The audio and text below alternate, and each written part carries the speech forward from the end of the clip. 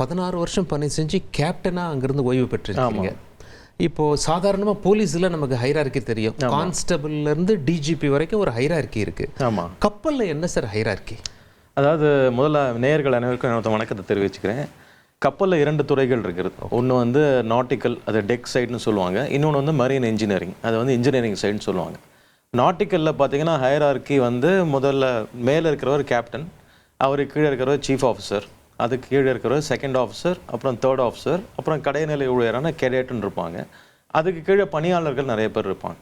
அதே மாதிரி மரீன் இன்ஜினியரிங்கில் முதல்ல இருக்கிறவர் சீஃப் இன்ஜினியர், அவருக்கு கீழே இருக்கிறவர் செகண்ட் இன்ஜினியர், பிறகு தேர்ட் இன்ஜினியர், அப்புறம் ஃபோர்த் இன்ஜினியர், அப்புறம் கடைநிலையோட 5th இன்ஜினியர், அவருக்கு கீழே வந்து சப்போர்ட் ஸ்டாஃப்லாம் இருப்பாங்க.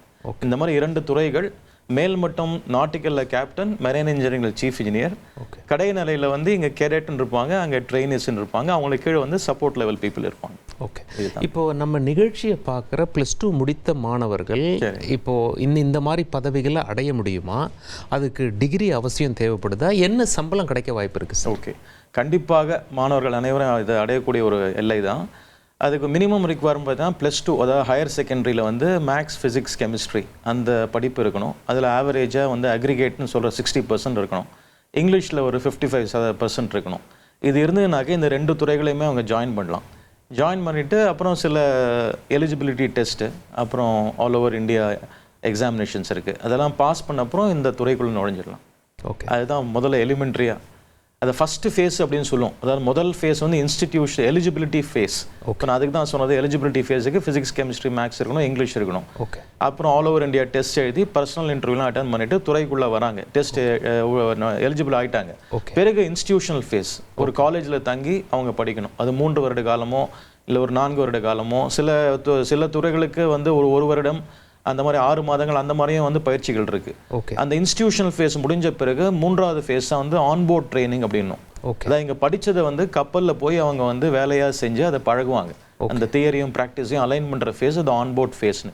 ஓகே. அப்புறம் கடைசி ஃபேஸுக்கு பேர் காம்பிடன்சி ஃபேஸ்னு பேர். அதாவது எப்படின்னா, இப்போ உதாரணத்துக்கு வந்து ஒரு 2 வீலரையோ 4 வீலரையோ ஓட்டுறதுக்கு நமக்கு வந்து லைசன்ஸ் தேவைப்படுது.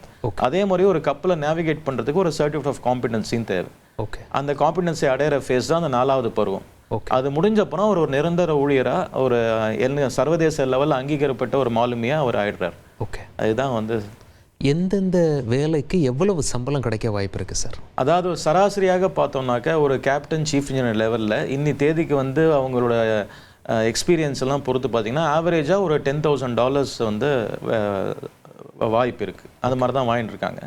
அது கீழே பார்த்தீங்கன்னா ஒரு $2,000 டிஃப்ரென்ஸில் சீஃப் ஆஃபீஸர்னாக்கா ஒரு $8,000, செகண்ட் இன்ஜினியர்ஸ்லாம் 8,000, அதுக்கப்புறம் ஒரு செகண்ட் ஆஃபீஸர் அப்படின்னாக்கா $6,000. அப்புறம் வந்து டாலர்ஸில் சொல்கிறது, ருபீஸில் சொல்லிடுங்க சார். ஒரு $12,000 ஒரு கேப்டன் சீஃப் இன்ஜினியர் கிடைக்குன்னா இன்னி தேதிக்கு பாருங்களேன், இப்போ அது என்ன ஒரு கிட்டத்தட்ட ஒரு 8லேருந்து ஒரு 10 லட்சம் ரூபாய். இது வந்து ஒரு மாதத்துக்கான சம்பளம். அப்படியா சார்? ஆமாம். அப்புறம் அது அப்படி பார்த்தீங்கன்னா எனக்கு அதுக்காக வருடம் முழுக்க அவங்க வேலை செய்வாங்கன்னா அந்த மாதிரி கிடையாது. ஓகே. இதில் வந்து கான்ட்ராக்ட் பேசிஸில் வேலை செய்வாங்க. ஒரு 6 on 6 off 6 மாதங்கள், அப்புறம் வேலை 6 மாதங்கள் இடைவெளி பீரியட், இல்லாட்டாக்க 4 on 4 off.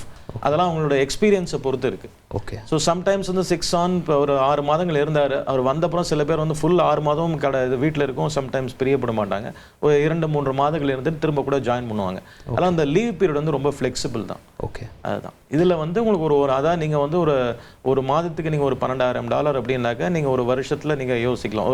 ஒரு 6 மாதம் செயல் பண்ணிங்கன்னா உங்களுக்கு தாராளமாக ஒரு 40 to 50 lakhs earn பண்ணுற வாய்ப்பு இருக்குது. Okay sir. இதில் குறைந்தபட்ச சம்பளம் எவ்வளோ, அதிகபட்ச சம்பளம் எவ்வளோ? அதாவது குறைந்தபட்ச சம்பளம்னா என்ட்ரி லெவலில், அதாவது ஒரு ட்ரெயினியாக ஜாயின் பண்ணுறாங்க இல்லைங்களா, அதான் குறைந்தபட்ச சம்பளம். அவங்களுக்கு வந்து ஒரு $350 ஒரு $500, அதாவது ஒரு 40லேருந்து ஒரு 50,000 வந்து அவங்களுக்கு ஒரு சம்பளம். ஓகே. அதுக்கப்புறம் ஆமாம், மாதத்துக்கு உள்ளே போகும்போது ட்ரெயினியாக அவங்க உள்ளே போகும்போது அது ஸ்டைஃபண்ட் அப்படின்னுவாங்க. ஓகே. அதுக்கப்புறமா ஒரு ஆண்டுகள் கழித்து அவங்க அந்த காம்பிடன்சி ஃபேஸ்னு சொல்லணும் இல்லையா, அந்த சர்டிஃபிகேட் ஆஃப் காம்பிடன்சியை வாங்கின அப்புறம் தான் அவங்களுக்கு அந்த நிரந்தரமான அந்த கரெக்ட் சேலரி ஸ்டார்ட் ஆகுது, ஆக்சுவல் சேலரி. அதுதான் வந்து இனிஷியலாக ஒரு $3,000.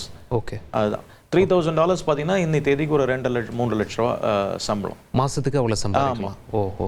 இது அதிகபட்சம் வந்து எவ்வளோ போக வாய்ப்பு இருக்கு? அதிகபட்சம் நான் சொன்ன மாதிரி இன்னி தேதிக்கு ஒரு கேப்டனுக்கோ ஒரு சீஃப் இன்ஜினியருக்கோ பார்த்தீங்கன்னா ஒரு ஆவரேஜாக ஒரு $10,000. ஓகே. இது கப்பலுக்கு ஏற்ற மாதிரி சம்பளங்கள் மாறும். ஓகே. அதாவது ஒரு சாதாரண ஒரு ரெகுலர் சரக்கு கப்பல் பல்க் கேரியர் அப்படின்னும் அந்த மாதிரி கப்பலில் பார்த்தீங்கன்னா ஒரு $8,000 to $10,000. ஓகே. அதே கேஸ் டேங்கர்னு வந்தால் ஒரு ஸ்பெஷலைஸ்டு வெசல்ஸ். ஓகே. அந்த மாதிரி கேஸ் டேங்கர்ஸ் இந்த மாதிரி என்னன்னாக்கா இந்த கேஸ் எல்லாம் எடுத்துன்னு போகிறது கெமிக்கல் அதெல்லாம் பார்த்தீங்கன்னா ஒரு சராசரியாக ஒரு $12,000லேருந்து ஒரு $15,000 வரைக்கும் சம்பளம் வாங்க வாய்ப்பு இருக்குது. ஓகே.